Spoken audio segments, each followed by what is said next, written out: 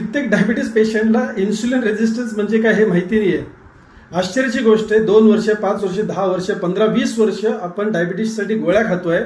कधी आपण आपल्या डॉक्टरांना विचारलं नाही किंवा आपल्या डॉक्टरांनी सांगितलं नाही, की आपल्या जवळच्या हेल्थ कोचने आपल्याला सांगितलं नाहीये की तुम्हाला साखरेचा आजार नाहीये, तो इन्सुलिन रेजिस्टन्सचा आजार आहे.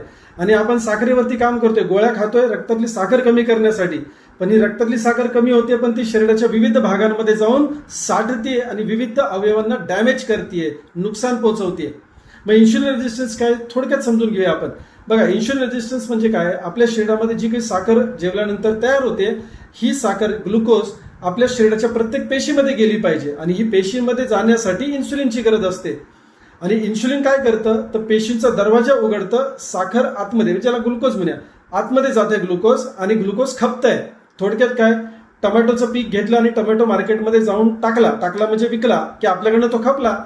तर टोमॅटोचा प्रॉब्लेम कधी नसतो, टोमॅटो नाही खपला तर बांधावर फेकला जातो आणि मग नासाडी होते पैशाची सगळ्याच गोष्टीची.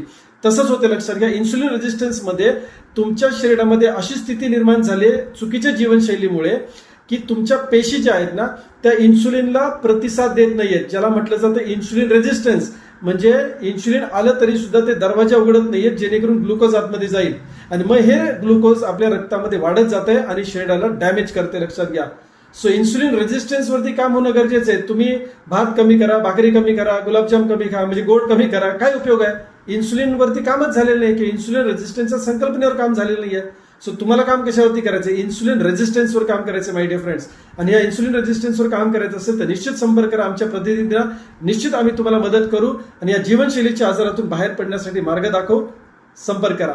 धन्यवाद.